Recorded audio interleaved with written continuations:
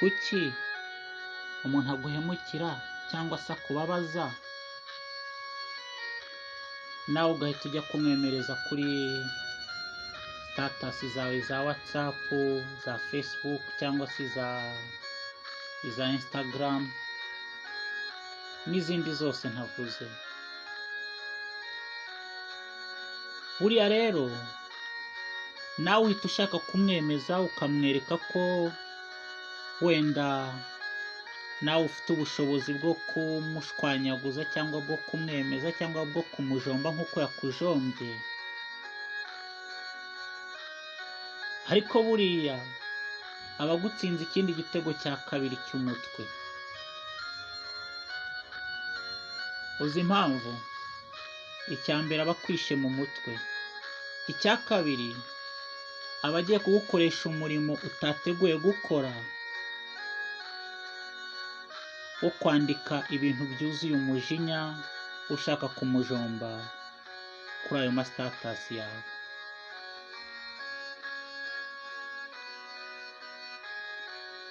Ariko rero nta n'umwanya afite wo kureba status zawe.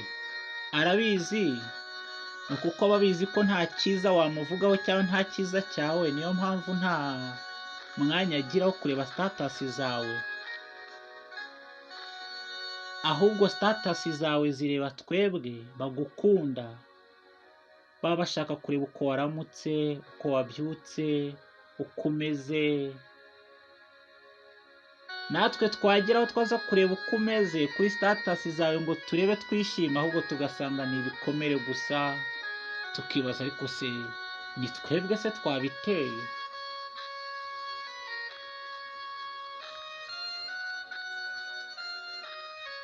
Ibikomere bagutera ntukabishyire kuri status zawe. Oya, status zawe zirebwa n'inshuti zawe. Abanzi rero ushaka kwereka ko nawe wabishyura, ko nawe wabajomba, nta mwanya bafite wo kureba status zawe. Twebwe nk'inshuti zawe duha ibyo twari dukwiriye kureba. Shyiraho ibyo wari ukwiriye gushyiraho utahuye n'uwo mwanzi cyangwa se wakubabaje cyangwa se wakujombye.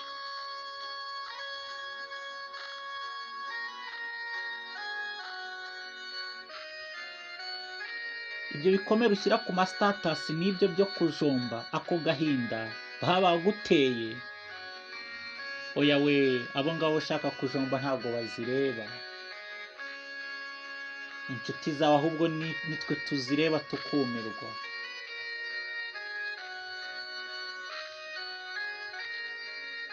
Ariko reka nkurangire umuntu uzajya wandikira cyangwa se uzajya ubwira ukamuha ibyo bikomere, ukamuha ibyo bakujombye, akakugirira neza. Matayo igice cya 11 umurongo wa 28. Mwese abarushye n'abaremerewe nimuze munsange ndabaruhura. Amen. Uwo ni Yesu ubikubwira. Aho kubifata ngo birunde ku status ubyandike nk'uko ubyandika gutyo, bibwire Yesu, byandikire Kristo, bimuhe, muhe ibyo bikugoye, muhe ibyo nyine ushaka kwandika ujomba abo ngabo, bibwire Kristo. Yesu ngwino akuruhure.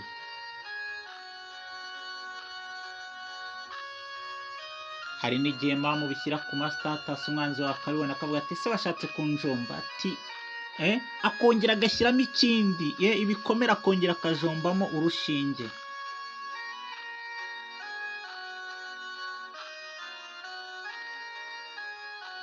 Agahinda kawe, umubabaro wawe ntukira ari uko ubishyize ku status zawe.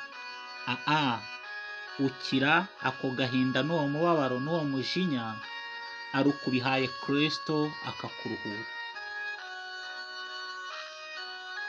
Niwe wenyine uruhura abarushye n'abaremerewe.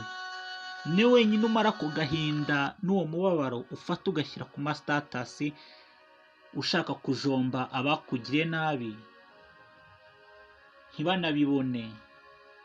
Bibwire Kristo.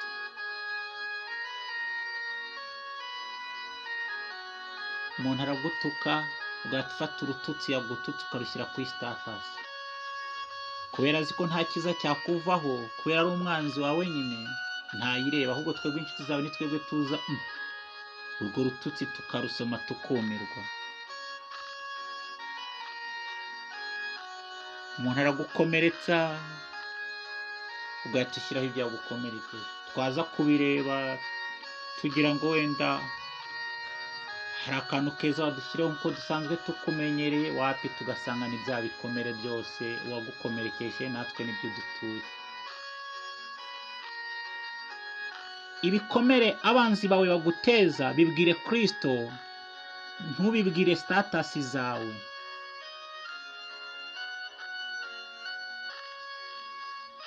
Imana igufashe kandi Imana ibigufashemo. Abanzi bawe nta mwanya bagira n'umwe wo gupfa ikisi bareba ibyawe, ntawo.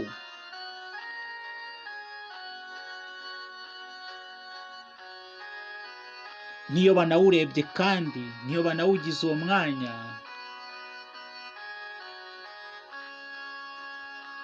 babonye washyizeho ibindi barongera bakagukomeretsa. Bwira Yesu ibyo abanzi bawe bagukorera, ntubibwire cyangwa se ntubishyire ku mastatasi zawe.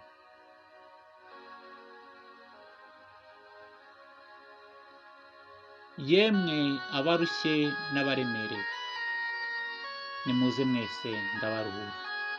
Ni Yesu wabikubwiye, ni Yesu ugushaka, ni Yesu ushaka ibyo byose, ako gahinda uvuga ati nanjye ndamwereka ko umva, nanjye araje ambone, nanjye reka nzi nawe mugaragaze. Yo wapi, agutsinda icya kabiri n'icya gatatu cy'umutwe, umwanzi wawe aracyakuzengeza. Ubyandika ugira ngo uri kumuhima kandi wari ibitego akiri kukwinjiza. Imana igutabara. Ariko byumva uhinduke, inshuti zawe kuri statasi zawe dushyireho ibintu byiza. Byumva uhinduke, abanzi bawe ahubwo bajye babona uri mu mashimwe, washyizeho utuntu twiza rwose. Nabo reka mbyite nibagira umwaka bakareba statasi zawe, basanga ahubwo wuzuye amahoro, wuzuye umunezero, bityo ahubwo wubatsinde 5 ku mwuka. Barabyumvishe? Abanzi bawe hari igihe babazi ko bagukomerekeje bakaba bati ukuntu tumuzi, ati buriya kigiye guhita kidutukira kuri statasi noneho nibaza basanga ahubwo washyize ijambo ariko Yesu ugira neza bugacya bukira, ariko mfite amahoro ya Kristo, n'ibindi nk'ibindi nyine byuzuye mu mutima wawe binezeza Imana, nawe bikanezeza umutima wawe. Ahubwo nabi iryo jambo ribajombe, niba ari abihana bihane, niba ari abagusaba imbabazi bagusaba imbabazi. Imana iguha umugisha. Statasi zawe zirebwa n'inshuti zawe, abanzi bawe barebaho ngo barebe ko wabajombye ariko nta mwanya bagira wo kureba statasi zawe kuko ntabwo bagukunda. Rero statasi zawe zishyireho ibyiza, zishyireho ibifasha inshuti zawe, kuko inshuti zawe nizo zireba statasi zawe zibikunze. Byumve uhinduke.